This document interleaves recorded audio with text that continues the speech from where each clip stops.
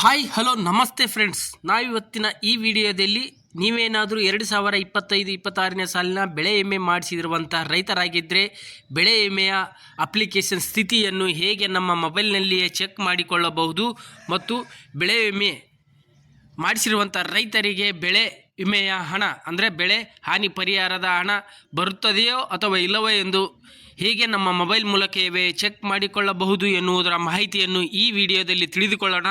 ಅದಕ್ಕಿಂತ ಮುಂಚೆ ನೀವೇನಾದರೂ ಇಲ್ಲಿವರೆಗೂ ನನ್ನ ಗೋಗಿ ವಿಜಯ್ ಟೆಕ್ ಯೂಟ್ಯೂಬ್ ಚಾನಲನ್ನು ಸಬ್ಸ್ಕ್ರೈಬ್ ಮಾಡ್ಕೊಳ್ಳೋದಿದ್ದರೆ ಸಬ್ಸ್ಕ್ರೈಬ್ ಮಾಡ್ಕೊಳ್ಳಿ ಅಂತ ಹೇಳ್ತಾ ಬನ್ನಿ ಫ್ರೆಂಡ್ಸ್, ವಿಡಿಯೋನ ಶುರು ಮಾಡೋಣ.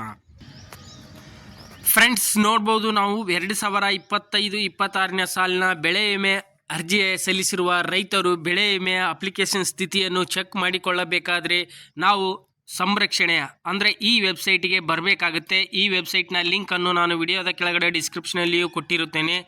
ನೀವು ನೇರವಾಗಿ ಆ ಲಿಂಕನ್ನು ಸೆಲೆಕ್ಟ್ ಮಾಡಿ ಈ ವೆಬ್ಸೈಟ್ಗೆ ಬರ್ಬೋದು. ಫ್ರೆಂಡ್ಸ್, ನೋಡ್ಬೋದು ಇಲ್ಲಿ ಮೊದಲನೇದಾಗಿ ವರ್ಷ ಮತ್ತು ಋತು ಆಯ್ಕೆ ಅಂತ ಕೇಳ್ತಾ ಇದೆ. ನೋಡ್ಬೋದು ಫ್ರೆಂಡ್ಸ್, ಇಲ್ಲಿ ಮೊದಲನೇದಾಗಿ ನಮ್ಮ 2025-26ನೇ ಸಾಲಿನ ಅಪ್ಲಿಕೇಶನ್ ಸ್ಥಿತಿಯನ್ನು ಚೆಕ್ ಮಾಡಿಕೊಳ್ಳಬೇಕಾದ್ರೆ ಇಲ್ಲಿ 25-26 ಅಂತಿದೆಯಲ್ಲ ವರ್ಷ ಇದೆಯಲ್ಲ ಫ್ರೆಂಡ್ಸ್, ಅದನ್ನು ಸೆಲೆಕ್ಟ್ ಮಾಡಬೇಕಾಗತ್ತೆ.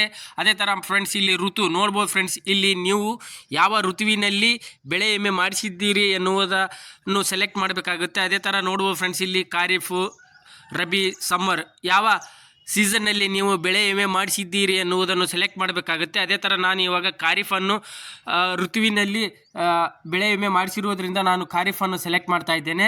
ಸೆಲೆಕ್ಟ್ ಮಾಡಿದ ಮೇಲೆ ನೋಡ್ಬೋದು ಫ್ರೆಂಡ್ಸ್, ಇಲ್ಲಿ ಕೆಳಗಡೆ ಗೋ ಅಂತಿದೆ ಫ್ರೆಂಡ್ಸ್. ನೋಡ್ಬೋದು ಇಲ್ಲಿ ಕೆಳಗಡೆ ಗೋ ಅಂತಿದೆಯಲ್ಲ ಫ್ರೆಂಡ್ಸ್, ಅದನ್ನು ಸೆಲೆಕ್ಟ್ ಮಾಡಬೇಕಾಗತ್ತೆ.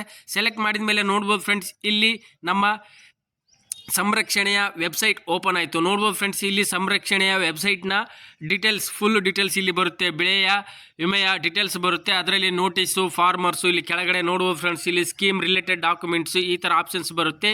ಇದರಲ್ಲಿ ನಿಮಗೆ ಯಾವ ಆಪ್ಷನ್ಸ್ ಬೇಕೋ ಆ ಆಪ್ಷನ್ಸನ್ನು ಸೆಲೆಕ್ಟ್ ಮಾಡಿ ನಿಮ್ಮ ಬೆಳೆಯ ವಿಮೆಯ ಸಂರಕ್ಷಣೆಯ ವೆಬ್ಸೈಟ್ನ ಡೀಟೇಲ್ಸನ್ನು ಪಡೆದುಕೊಳ್ಳಬಹುದು. ಅದೇ ಥರ ನಾನು ಇವಾಗ ನನ್ನ ಬೆಳೆ ವಿಮೆಯ ಅಪ್ಲಿಕೇಶನ್ ಸ್ಥಿತಿಯನ್ನು ಚೆಕ್ ಮಾಡಿಕೊಳ್ಳಬೇಕಾದ್ರೆ ನಾನು ಇಲ್ಲಿ ಫಾರ್ಮರ್ಸ್ ಕಾಲಮ್ ಬರುತ್ತೆ ಫ್ರೆಂಡ್ಸ್. ಕೆಳಗಡೆ ನೋಡ್ಬೋದು ಇಲ್ಲಿ ಫಾರ್ಮರ್ಸ್ ಕಾಲಮ್ ಇದೆಯಲ್ಲ ಫ್ರೆಂಡ್ಸ್, ಅದರಲ್ಲಿ 3ನೇ ಆಪ್ಷನ್ಸು ಚೆಕ್ ಸ್ಟೇಟಸ್ ಅಂತಿದೆ ಫ್ರೆಂಡ್ಸ್. ನೋಡ್ಬೋದು ಇಲ್ಲಿ ಕೆಳಗಡೆ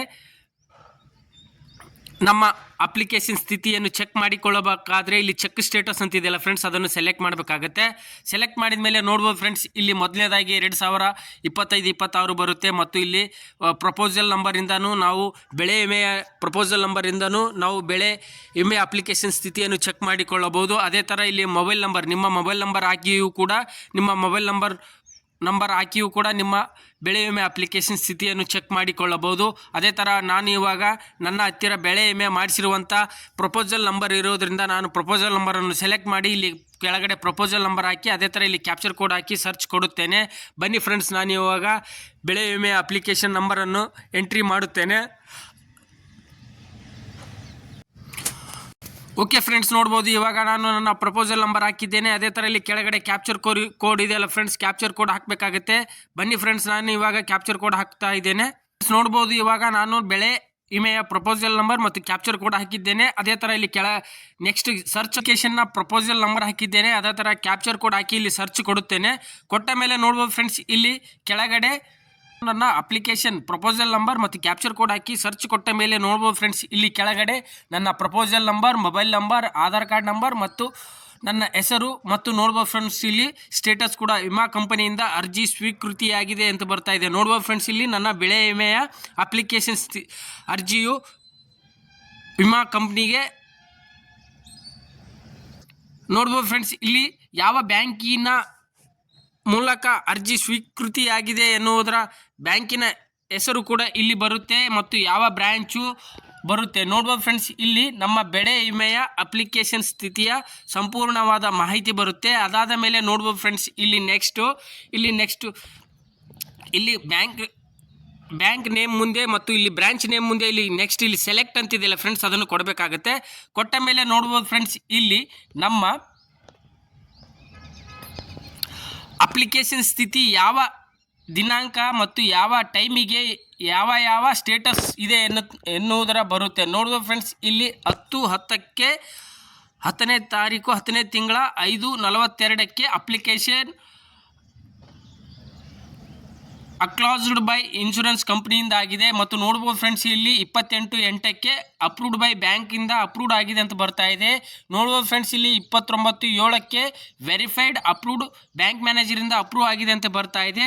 ನೋಡ್ಬೋದು ಫ್ರೆಂಡ್ಸ್ ಇಲ್ಲಿ ನಾವು 22/7ಕ್ಕೆ ಡಾಟಾ ಎಂಟ್ರಿ ಕಂಪ್ಲೀಟ್ ಆಗಿದೆ ಅಂತ ಬರ್ತಾ ಇದೆ. ನೋಡ್ಬೋದು ಫ್ರೆಂಡ್ಸ್ ಇಲ್ಲಿ ನಮ್ಮ ಅಪ್ಲಿಕೇಶನ್ ಸ್ಥಿತಿಯ ಸಂಪೂರ್ಣವಾದ ಮಾಹಿತಿ ಬರುತ್ತೆ. ನೋಡ್ಬೋದು ಫ್ರೆಂಡ್ಸ್ ಇಲ್ಲಿ ಯಾವ ದಿನಾಂಕದಂದು ಯಾವ ಟೈಮಿಗೆ ನಮ್ಮ ಅಪ್ಲಿಕೇಶನ್ ಯಾವ ಹಂತದಲ್ಲಿದೆ ಎನ್ನುವುದರ ಸಂಪೂರ್ಣವಾದ ಮಾಹಿತಿ ಇಲ್ಲಿ ಬರುತ್ತೆ.